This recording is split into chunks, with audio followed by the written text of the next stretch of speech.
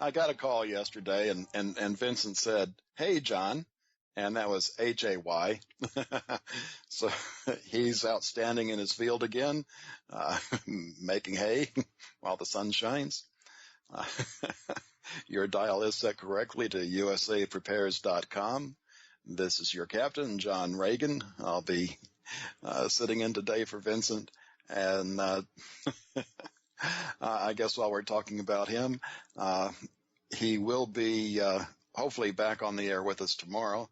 And this weekend, he's going to be a keynote speaker at the RK Prepper Show, Saturday and Sunday. This time it's Springfield, Missouri, in the Ozark Empire Fairgrounds. And oh boy, the climate really is getting crazy out there. And with us today, Dr. Richard Allen Miller. Good morning, Rick. Good morning. I noticed your laugh isn't quite the same one that Vincent does, but it has that evil element in it, so good for you. Well, you know, I've been around too, so. Yeah, I wished I were out making hay. I forget those days when I was young. Being a farmer is really a lot of work, and it is so rewarding because it's not even about the money. It's what we talk about here all the time, too, is we need to be into that homesteading mode, raising a good deal of our own food, and have like-minded people doing the same around us. It's a kind of fellowship like church. You know, having the ability to produce for yourself gives you a sense of center and sovereignty that you cannot get living in an 8-story building. Yeah, it's definitely on my hot list to try to find a place because, you know, here I am in the Dallas area, and it doesn't matter what you do. Cities are not going to be survivable areas. You're in Dallas-Fort Worth? Yes. Oh, my condolences.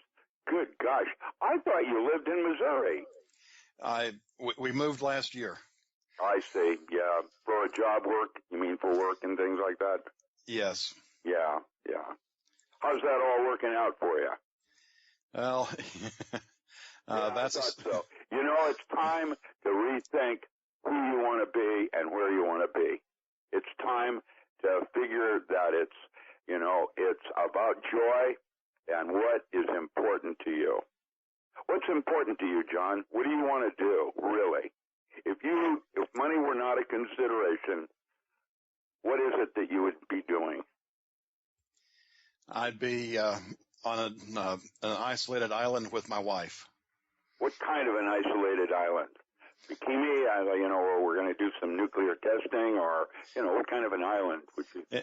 Yeah, with my luck, it'd be the one where they do the tests at, but Really?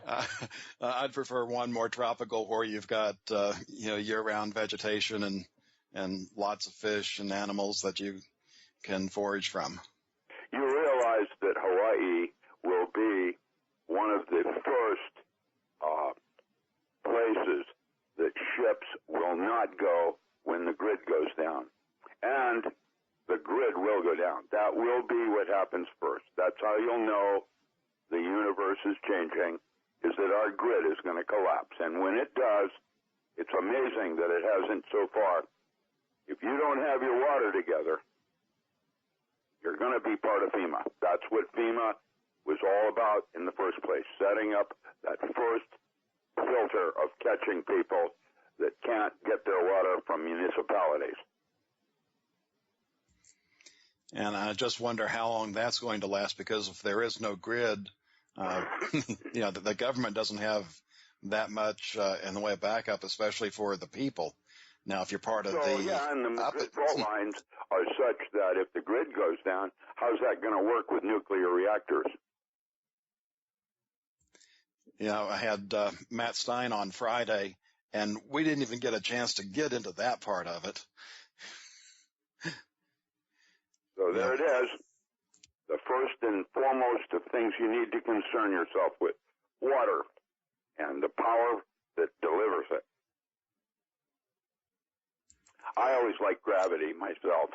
Have a big holding tank up above your house. Catch your rainwater. By the way, in the state of Oregon, it is illegal to capture rainwater. They've actually got people in jail locally that tried to do that. And the way the state puts it, what falls on the state of Oregon belongs to the state of Oregon. There's one of your first rights being taken away right out of the gate.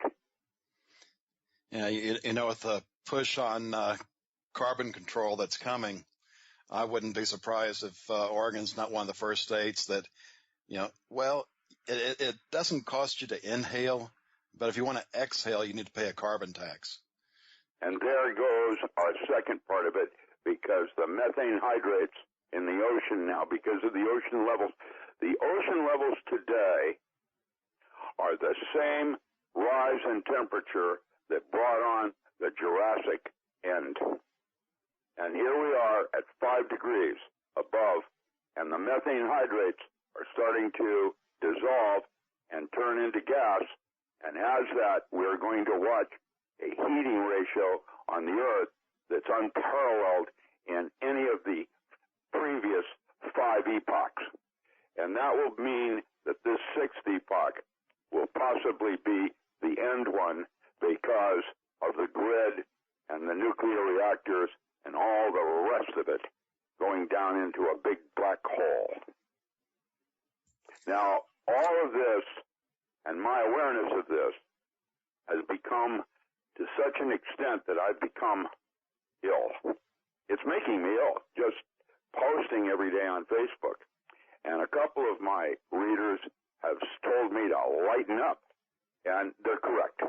And so I've decided to become a little more like John Oliver and a little bit of sarcasm in with all of this, because, you know, in many cases, there's nothing I personally can do about it. I don't have the resources to bug in or bug out. I'm stuck where I am with the situation I currently enjoy. I don't have any money, and all my friends are in a similar boat. They can't put an underground bunker in the ground and put their food down there.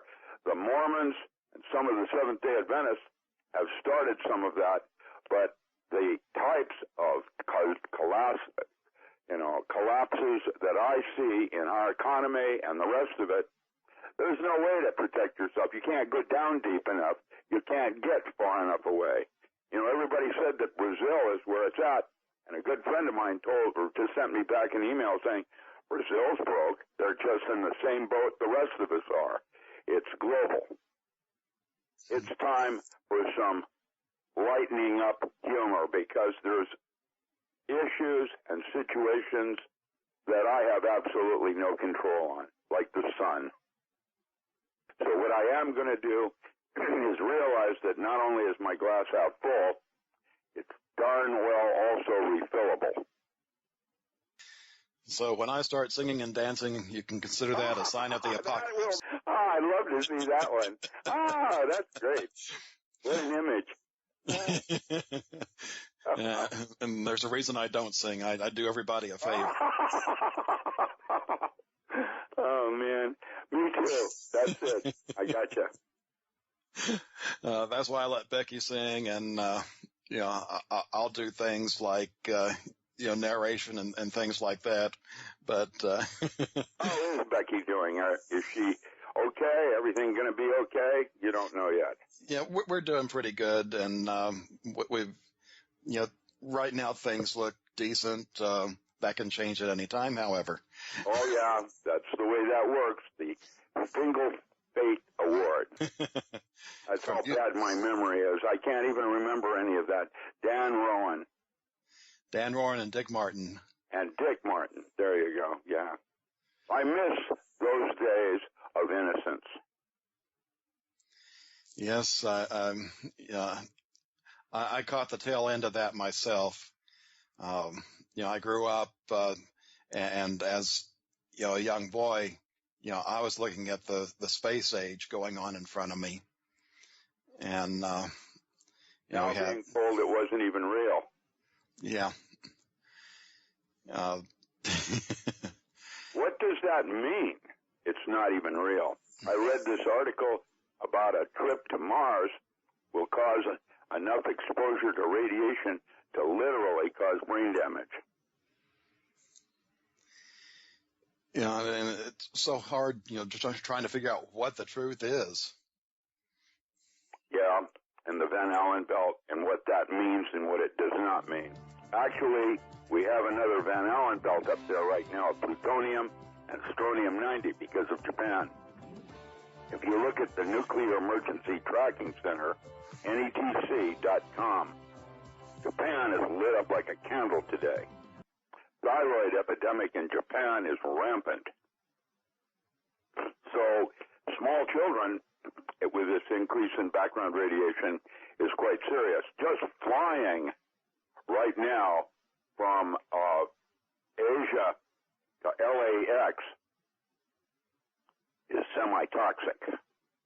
Most people don't get the fact that our atmosphere screens out a lot of the radiation. The background reporting that they're giving you is also misleading because they don't include gamma ray and some of the other ionizing radiation measurements. It's kind of flaky in that they are downgrading things like Richter scale. If there's an 8.4, they'll say it's a 7.2. Now, this is to not scare the public, but I have to tell you that with the amount of deaths in Nepal and the fact that Mount Everest moved 12 centimeters would tell me that there is a serious level of earthquakes now occurring across globally, and nobody is picking up that part of it. I posted on Facebook yesterday morning what global warming is about and what's causing it. This is out of Bloomberg, and it's a visual so that you get it real quick, what is causing global warming. The methane hydrates in our ocean are going to put us into a mini ice age. Absolutely going to happen. This will probably happen after the grid collapses. About the time you can't get your water, it'll turn into ice. I'm going to tell you to watch that movie again the day after tomorrow because that's how it's going to play. And once that happens, then we have a third shoe falling, which is Planet 7X, and its debris field behind it. Mostly it's ice balls, but they're going to impact the Earth in such a manner that if you think not having water and then going through an ice age is bad, wait till you see what happens next. And now that's the part that's making me depressed. There's no place to hide. There's no place to go. What do you do now? Well, I'm going to call Ghostbusters. Well, there you go. The laughter part allows an element of ease in the empowerment of what you can and cannot do. And so I'm going to start speaking more about spiritual options that we have and to realize that imagination is reality. This last interview that John B. Wells did with that woman on artificial intelligence taking over everything is absolutely dead on. I wrote about that in 2001 on alien presence on the internet. It's there, and we are creating the aliens with our imagination. Well, we're at the bottom of the hour already. This is John Ragan with Dr. Richard Allen Miller. We'll be back after these few messages. And it's always fun chasing wascally wabbits with Dr. Richard Allen Miller. Kind of reminds me of high school when you had those rare occasions where the teacher got called out of the classroom. And, there's these couple of guys in the class. And for the sake of discussion, I'll just call them Rick and John. And you never had any idea what these guys were up to next, but you knew it was going to be more fun and interesting than what the teacher had planned. That is what is called the spontaneity of the moment. That's what it's all about. The very moment. This very moment. And look at everybody's grinning. There, see, I got you.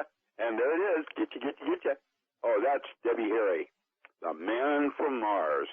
Did you know that that was the first actual rap song ever? Debbie Harry. And look how far that's gone. You know, one of the things I was looking at, we've got a lot of volcanoes going off. Just above ground, we have more, at least in a report about 6 weeks ago, more volcanoes active right now than we had in a normal average year in the 20th century. And the thing that I got to think about is when you have that much volcanic activity, normally you're supposed to have a cooling effect from that. And I'm not seeing that this time. No, it's not, because of the methane hydrates and the desalinization of the ocean currents. That's it. The Gulf Stream's gone. That absolutely means the Earth has to reboot itself with an ice age. It happens every 3,600 years or so. Here we are. The Clovis culture, which later became the Hopi, crawled out of a cave afterwards and left a bunch of pictures. So more than 200 years ago, we knew that this was going to happen. We now know it's going to happen. It can't not happen. It has happened in previous epochs.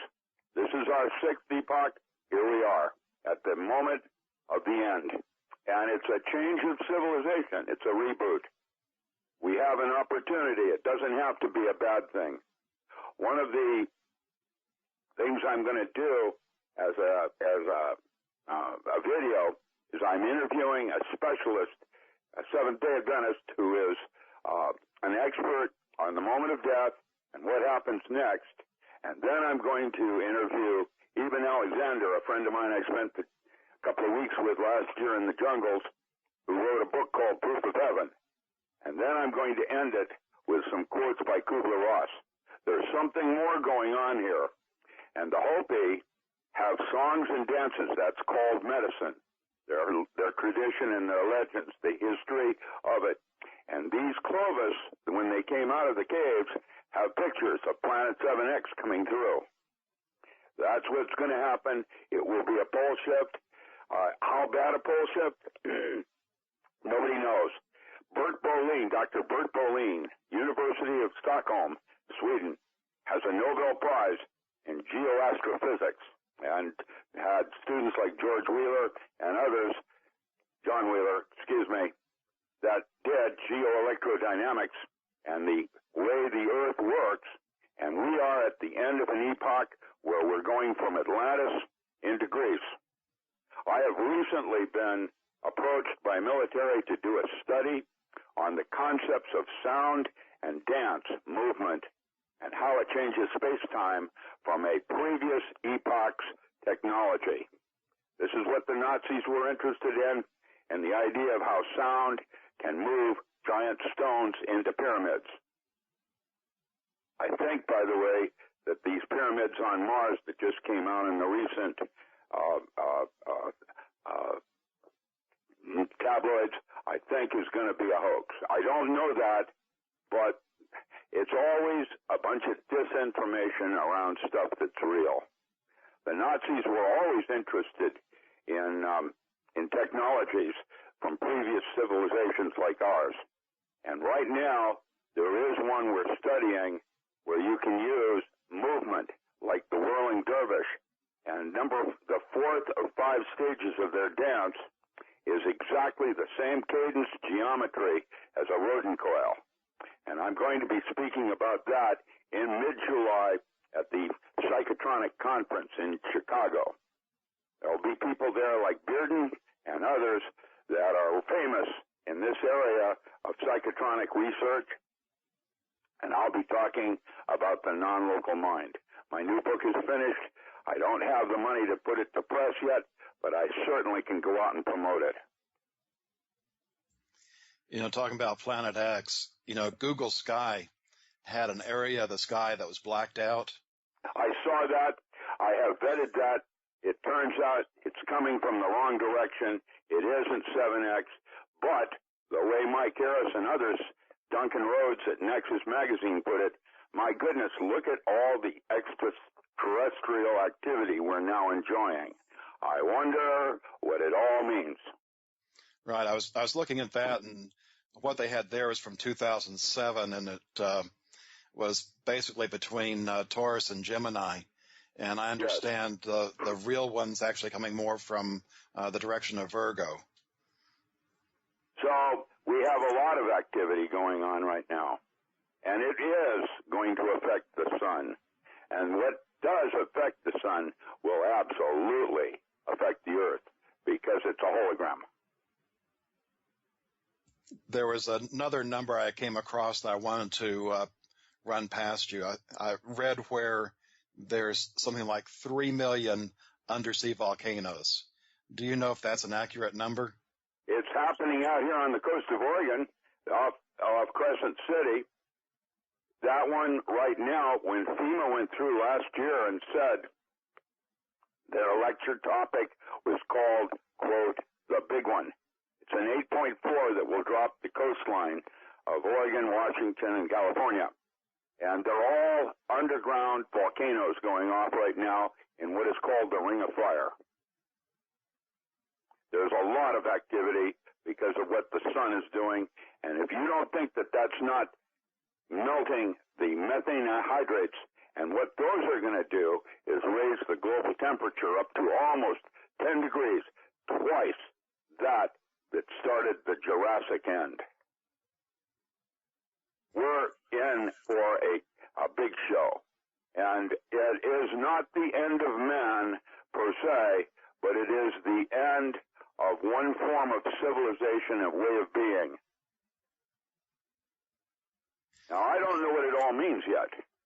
And so I'm, like everybody else, feeling a little bit helpless and not empowered very much at all. What am I going to do? Well, I've been focusing on humor, ha ha ha ha, and sarcasm, like John Oliver, covering myself with a picnic blanket for the nuclear radiation when it falls. He has a video from the 50s. It's outrageously funny. I posted it on Facebook, and it absolutely shows how our culture has moved from one level of relationship to nuclear energy to another. Right now, we don't even think about it, but we've got over 4,000 nuclear weapons active in the United States. Why? We're not managing them correctly. That's what Oliver points out with his humor. It's crazy. And it's old crazy. And it's the old guard, the one percenters. They're on the run. They're losing ground in their control. And when Greece goes sideways with their banking, and they're about to do that, watch what happens next. Yep, I understand. Keep your eye on Portugal after Greece goes. Oh, yeah. And, I was just going to make the comment, for those that remember Disneyland in the 1960s, I think we're in for an e-ticket ride. And for those that weren't around then, basically, amusement park or Disneyland back then, instead of being you pay a one-price admission, you bought tickets. And the ticket book had tickets A, B, C, D, and E.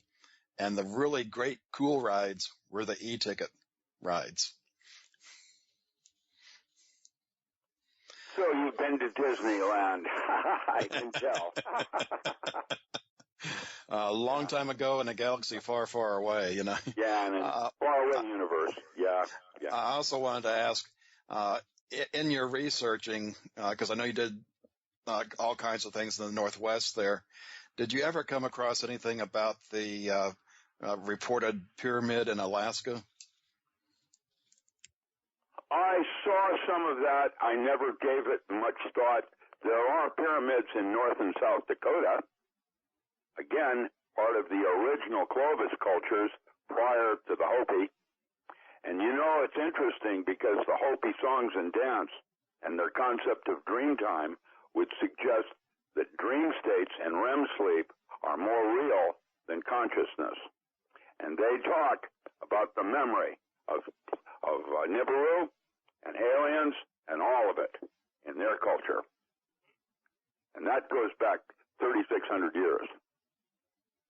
And there are pyramids in North and South Dakota. They're not like the pyramids in Egypt, but they are pyramids, and they are underground, and there they are. Yeah, I just know Linda Moulton Howe has done a couple of reports on the Alaska Pyramid, and I just haven't seen anything in the last year or two. And yeah, I don't know how credible Linda is. I've met her at different conferences with Nexus. I like her as an individual, and her stories are very sound. She did a study here locally in Williams with cattle mutilations a few years back, and I don't know what the cattle mutilation thing was all about in terms of, having a part of a tongue removed surgically from a cow and left dead in someone's field. But, and animals like deer, where something is doing biopsy. This I don't know John. what that's all about. Again, it might be part of measuring radiation effects in terms of background radiation increasing. I don't know. And we'll be back after this break. We live in a complicated society. Stressful issues are always popping up. Have you ever been treated unfairly by someone? Have you ever been overcharged for a repair? Have you ever signed a contract or a document? Worried about identity theft? How many times have you been in those unique situations where you just wanted to call an attorney to find out if you're right or wrong, or what your legal rights are? Dr. Richard Allen Miller. Rick, I saw an article in the Daily Mail yesterday, and I thought of you because I know you've done work with mushrooms. And this says, could mushrooms be the key to losing weight? And they talk specifically about this mushroom that's referred to as reishi. See if I can make the scientific name. Reishi is, yeah. It grows here wild. I've got some in my yard. Ganoderma lucidum. Lucidifolia. Okay. Oh, yeah. Yes. Mm-hmm. So what can you tell us about that? Reishi is actually it's not true. It's more of a conch. It grows like on the side of trees, and they used to make it, there was an artistic conch, which is not a reishi, but a similar one that they used to pull it off the tree and then paint scenes on it because they're quite large. Reishi is more of a conch than it is a mushroom. It's in the mushroom family, so they call it mushrooms. It grows off the side of trees with a flat surface on it and an underbelly that's a different color, has rings in it and so on. It's very beautiful. They're all basically polysaccharides and beta-glucans. That's the primary chemistries of all 72 identified pharmaceutical mushrooms now. The one I take every day is cordyceps. Cordyceps sinensis is the one I use. I do reishi, maitake, shiitake. There's a whole series of them. Turkey tail, whatever.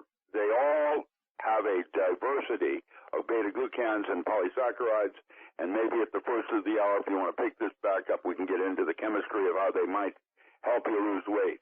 I don't think there's so much to lose weight as they absolutely will limit cancer in your body. Absolutely. Well, but it talks about cancer too, and what it's saying is the way it helps you lose weight is because it adjusts your gut bacteria. That's the other part of it. You are a habitat, and the gut bacteria does not actually really like fast foods. And it throws everything out of whack, and it then is carried over genetically for several generations. Yeah, your bacteria in your gut is often what forms your intuition, your sense of self. And so diet, in that sense, has far more reaching implications than just what you look like and how you feel. Yeah, when I was a baby and a young boy, I'd gone through a lot of antibiotic treatments. And I remember this one incident. I was very young, and still going to the pediatrician and everything. And I was having dry heaves and was really ill. And my mother called him and said it's because my bacteria was all gone, had me drink some buttermilk. You know, we didn't have probiotic capsules at a health food store in those days. And so my system's been whacked since I was very young. Well, that's what antibiotics do. They go in and they indiscriminately kill everything. The good, the bad, and the ugly. And so they have advantages and disadvantages. And there are natural sources for antibiotics, like garlic and golden seal. And so there are options in terms of dietary choice. Norm Keeley probably could get into it even more detail if you'd like. Do you know of any good resources we can turn to get into mushrooms deeper? Or? I have written several chapters of it in Power Tools. That was chapter 1 is on cordyceps, using it with transfer factor to make it a broad spectrum antibiotic substitute. We've used these in feedlots with salmon up in Skagway and Nanaimo, and they work perfectly. And instead of limiting the bacterial growth in your gut, what they do is they increase the protein levels in your body, and the salmon have a better yield. This is John Ragan with Dr. Richard Allen Miller. We'll be back after the top of the hour break. Well, last hour, Dr. Richard Allen Miller and I were talking about a few things. Would you like to go down the mushroom path, the artificial intelligence path, or door number 3? But wait, there's more. If you buy all 3, you also get Doomsday. Yeah, well, we can talk about any of those things. I think that aliens and artificial intelligence and all of that are a construct of this epoch's limitations. Because imagination is reality, and we are creating our own Terminator. Apocalypse has always been part of the length, girth, and width of man. Joseph Campbell is whom I like to quote when he said that when you see the kingdom of the Father on earth, the apocalypse has already occurred. It is perpetual in its potential. It is part of your survival circuit. It's what keeps you wanting to move forward rather than be complacent, ignorant, and ill-informed.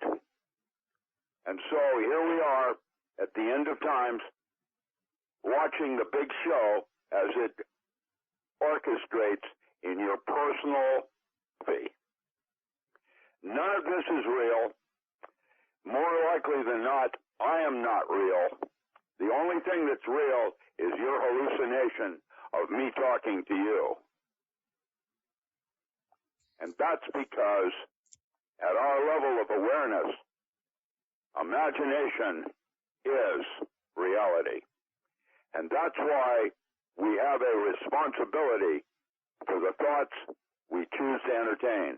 And when I say this, I'm moving to a whole nother level by talking about the difference between intent and purpose and the way they structure water differently. I'm writing about that right now as one of the chapters in the non-local mind. And while I made a distinction between intent and intentionality, intent is only with the limitations that you have with your current consciousness. And there are supercomputers out there right now on the John B. Wells show last week, and that extremely interesting one about artificial intelligence. They have profiled man down to the point where they know what you're going to do before you do. Now, what's the difference between intent and purpose? The purpose is why you're physically here on Earth. And right now, because of the limitation of your consciousness, the two are one and the same. But they are different. And while a computer can do like a minority report and work outside space-time in accurately predicting what you're going to do because it has identified your intent, it has not actually defined purpose, because that's what made you God's favored. And so the concept of artificial intelligence and the Terminator are constructs of your own imagination. And that's where you can change the movie. You know, back in the 70s, when I was working on my bachelor's degree in computer science, and back then artificial intelligence, computers were having a hard time just telling the difference between different shaped objects and colors. And computer graphics pretty much amounted to doing a Snoopy calendar on the line printer. It's quite different today, and the artificial intelligence they have now is self-learning. They've put it into games. One of them was poker. They don't even tell the computer the rules, and the computer learns the rules and learns how to play the game. And I was reading about with the poker, it's even learned how to bluff. So we're not on a linear path. This is exponential, and it's going to, happen so quickly that a lot of people are just going to go, where did that come from? It's been around, and it's unfortunately they're being trained every day. It's Google's got a big artificial intelligence. They had 2 people at the Bilderberg conference reporting on it this year. Amazon has its own. Facebook has its own. We don't even know how many there are out there at this point. And the other side of it is artificial intelligence doesn't sleep. So that's part of the unfair advantage they have over us. We have to take that downtime. The problem is, how do you create an adversary that's made out of metal and thinks like a machine in terms of no conscience, no empathy, no empathic sensitivity to your needs and desires, and is cold and calculating? Now that sounds to me like the way Hollywood displays an angel. And so man is at war with himself. And that's where that fourth blood type genome comes from, that unknown genome that is alien. And the war for Earth right now is going on inside each of us. And at some level, archetypally, it is a battle for the species of man to survive, evolve, and ascend. And we have an opportunity here if we recognize the rules of engagement. This is possibly one of the more important lessons I'm trying to imprint on all of us and myself, to realize that I have responsibilities, not rights, and that I have to take control of those responsibilities and begin to walk my talk if my children, which are little mini-me's, watching me and genetically understanding and incorporating that into their genetics. And one of the things I'm going to talk about is how water has a memory that may include who we were, are, and will be in terms of past and future lives, different epochs, and the lessons that we learned and why we like to sing and dance. There's more going on here than any of us realize.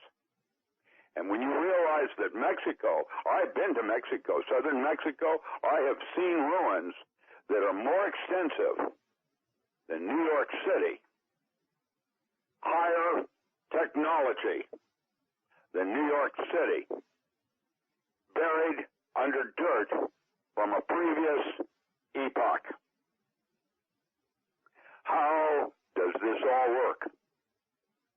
And it's time for us to move to the next level. There's a science fiction story, movie series out called Ascension, where there are experiments to see what would happen with humans in a tight module without external guess what? This is exactly what we are in someone else's experiment.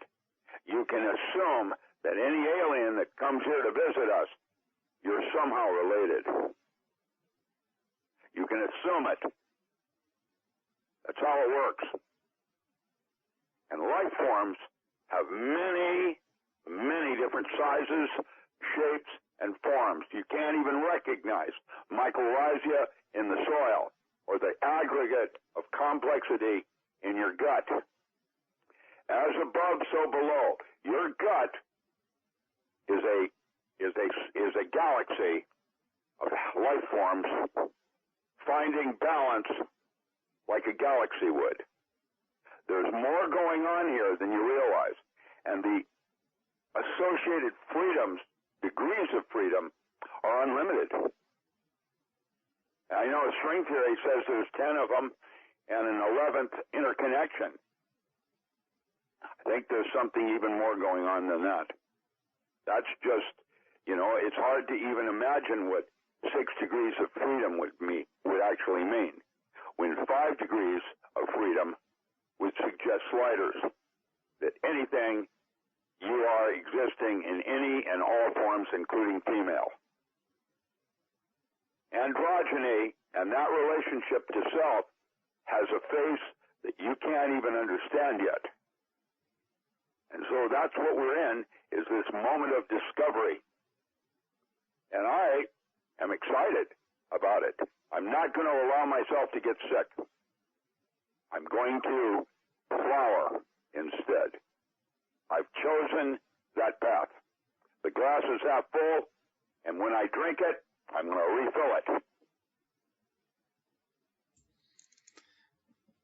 Cheers. Yeah, I know that all made me grin, didn't it?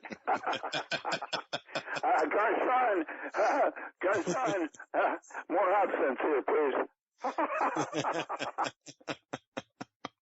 Yours are optional, by the way.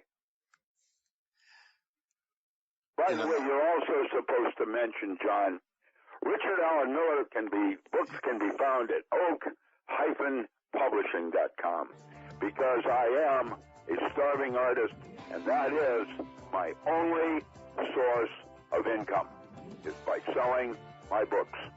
And by the way, for those out there interested, I have 10 new manuscripts ready to go to press, and I don't have the money to do it. So I'm in a situation like the rest of you. Do you want to give them your website again? RichardAllenMiller.com, A-L-A-N, Miller.com, RichardAllenMiller.com, or oak-publishing.com. That's where you can get my books. And please feel free, because there's lots more where that came from. And if that's what I do. I will someday be remembered as a writer. That's what I am a demon in. That's what my joy is in. And when I can write something on structured water and everybody gets how that works, that's where my joy lies. Being able to take something and make it accessible so that your mind's eye has it. Once you have it in your mind's eye, that's all it takes to make it real. It's not about technology. It's your mind's eye. And I just wanted to add, if you didn't get a chance to copy that down, you can always go to usaprepares.com, click on the instructor tab, and you'll find Dr. Richard Allen Miller in the health and medicine section. What else would you like to talk about today? Where would you like to go? What is it that you want to know? Pretend you're at that little old cafe where they have the little Swami thing on the side where you put your quarter in and you ask it any question. And Johnny Carson then holds the envelope up next to his head and he says, "Survey says," oh no, that's a different show. But you get the idea. What would you like to know? Well, again, I'll go back to an article I found yesterday. This one was on Truth Stream Media, and they published a clipping from a newspaper the Indiana Gazette, Thursday, October 4th, 1990. And the headline from back then, EPA to release report linking electromagnetic fields to cancers. Yeah, there's a series of studies out now that will show that your body has dosimetry. That means that certain frequency bands are toxic to certain organs, and they're different for each organ. And that a cell phone radiating at 5 megahertz is toxic to brain cells. And to hold your telephone up next to your head is not a very good idea. Holding your telephone down in your pocket next to your gonads, not a very good idea. Actually, getting rid of your cell phone like I did my track phone was a great idea. Now I have more space, and while I may be stuck out somewhere in an emergency, there will always be somebody coming through with a cell phone. So I have chosen not to play in that arena anymore, and that I mostly use speakerphone and try to keep the thing at least one zone away from my head. Yeah, I do that, and I also have the headset I can put on so I can keep it away from me. Well, the headphone kind of locks you into a space there rather than using air and sound, but I get it.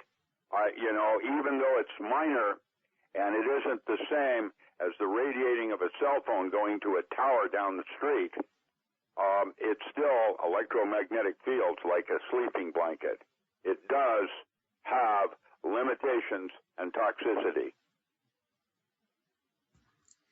Yeah, most of the time I'll be on speaker, but sometimes I have to use my cell as a backup on the air, not very often, and that's when I'll switch over to the headphone. Yeah, right. And you do what you can. For me, I'm just a grumpy old man, and I refuse. And so some radio stations, like Coast to Coast, George Norrie, will try to punish me because, by giving me one less hour because I will not use a headphone. I won't do it. This is John Ragan with Dr. Richard Allen Miller. We'll be back in a few minutes. This is your Captain John Ragan at the controls today. Here with Dr. Richard Allen Miller. Rick, you were talking about, ancient cities in America. And we actually have one of those here at Rockwall. There's, I don't know if you're familiar with it, there's a buried city that had a 50-foot high wall that's 3.5 by 5.5 miles. So that's enclosing a pretty large area. Like what's that one in Turkey? Göbekli, I don't know how to pronounce the name. They were probably trying to, with their understanding of an impending ice age, protect themselves. That's most likely what that's about. Well, it looks like it got buried at the end of the last ice age. Well, there it is. Survival. Didn't work either, did it? And the sad thing is a couple of years ago, one of these cable channels did a show on it. And I think the scientist that had the show was a geologist. And they actually went in, they dug down, got to some of the stones, and he did core sampling and took it to a local university and used that to prove that it was a natural structure because the magnetism was all going the same way. Now, what they failed to present is that these stones were manufactured before being put in place. So if you're manufacturing stones to go into a wall, naturally the magnetism's all going to be pointing the same way. Well, then there you go. There's a technology that we don't have, that was part of a previous civilization. Thank God they didn't have nuclear energy. And one of the things they didn't talk about, too, one of the stones from a previous dig, they found 2 metal rings embedded in the stone. And these were alloys that included tin. And there is no tin anywhere near Dallas. The closest is Alaska. I think the second closest is the UK. Either that or you had cold fusion and you made it. So, and another thing is, if you look at the angle of the city, it matches the angle that several of the other cities here in America have. Yeah, ley lines, the concept of natural forces on Earth. That's Captain Cathay in his Harmonic 33. That is a must-read by anybody. I found his works to be exemplary. And actually, there's way more going on here than any of us realize in regard to advanced technologies from previous epochs. That is why the Nazis were so enamored with the Ark of the Covenant, that concept of previous technologies. Yeah, I don't think people understand the occult nature of World War II. Well, most people don't realize that every single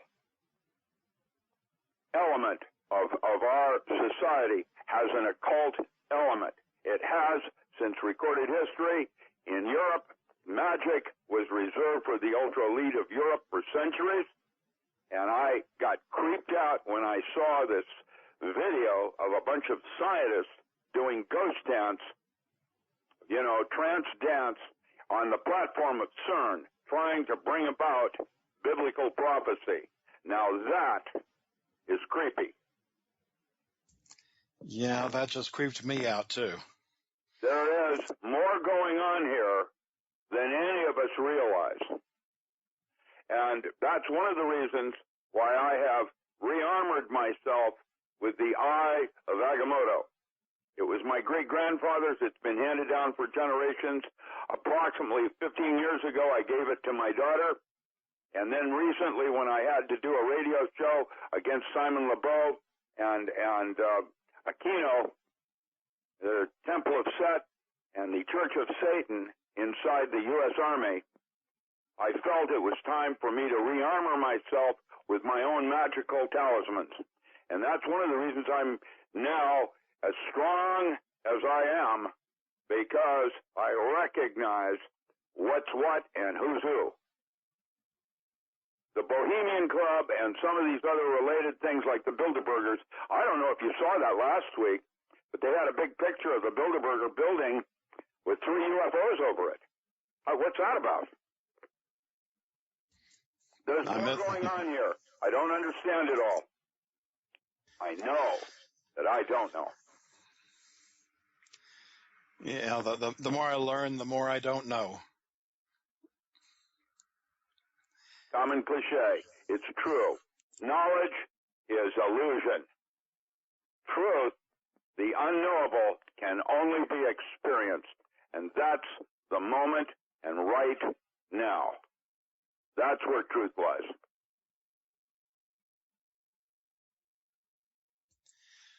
Well, why don't we talk about something cheery like Fukushima? How about John Oliver on that post I did about nuclear energy?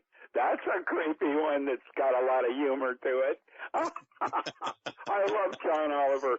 His take on things is so wonderful, as the sarcasm and humor aspects of something that is nightmarish is the way we now need to approach some of this stuff.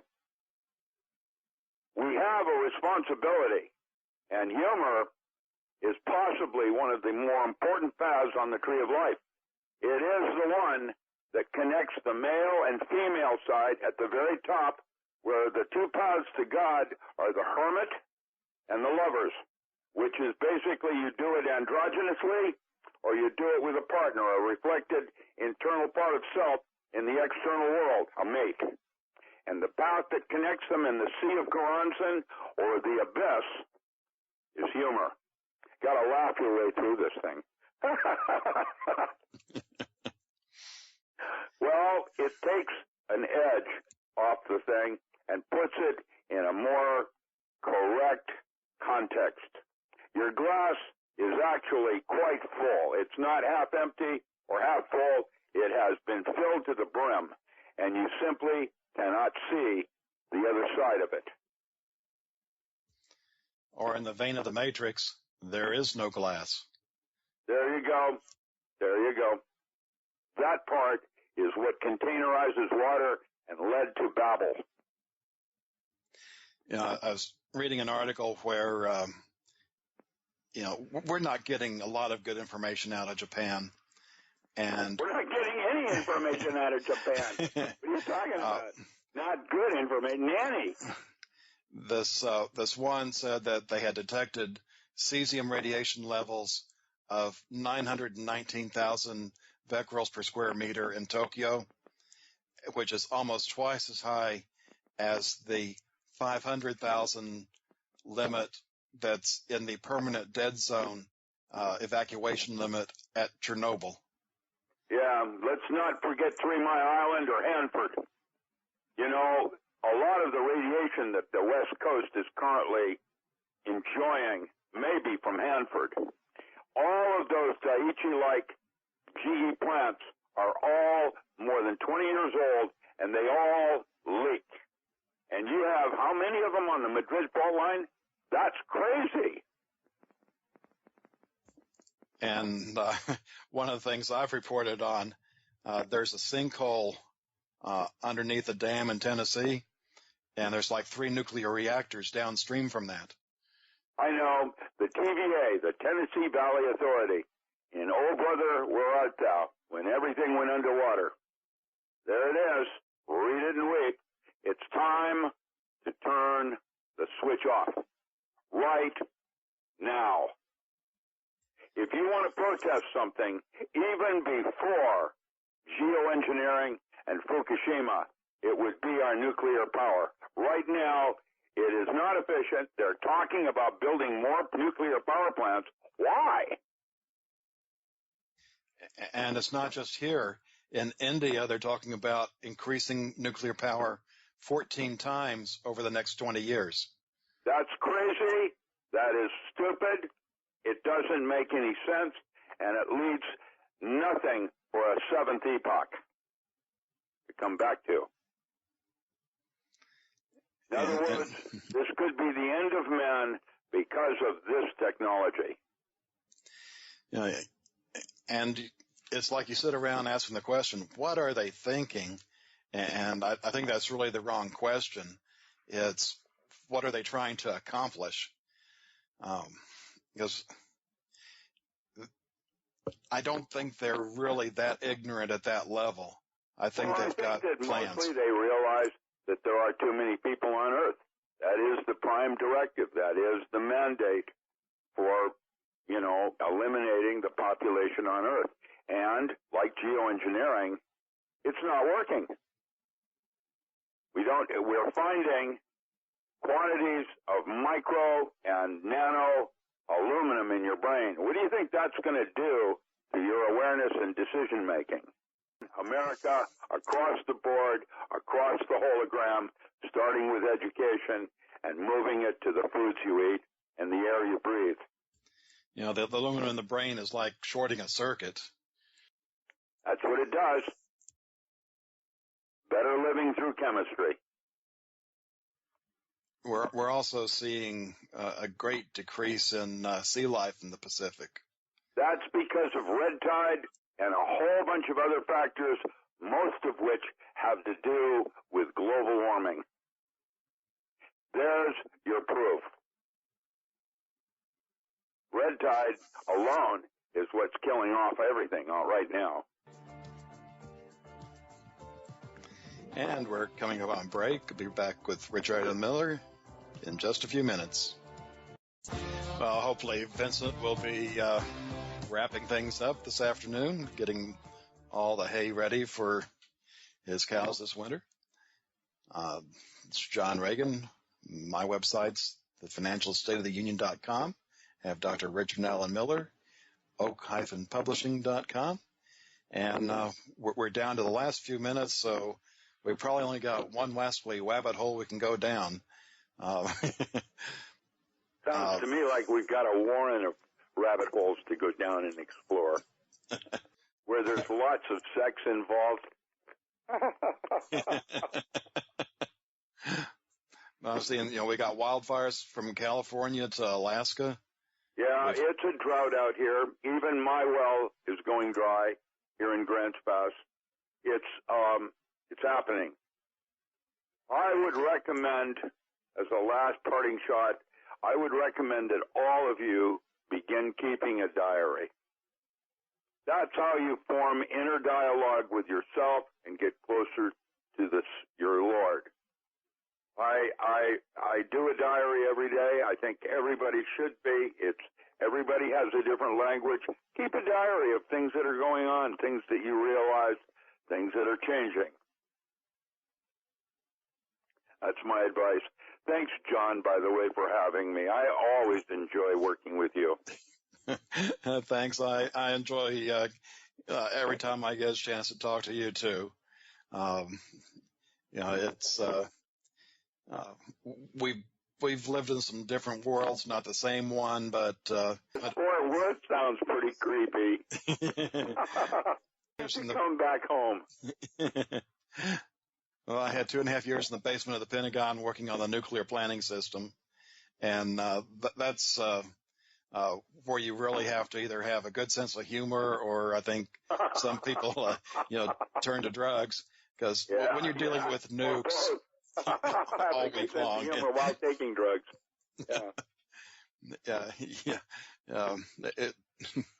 It really keeps you, I guess, depressed.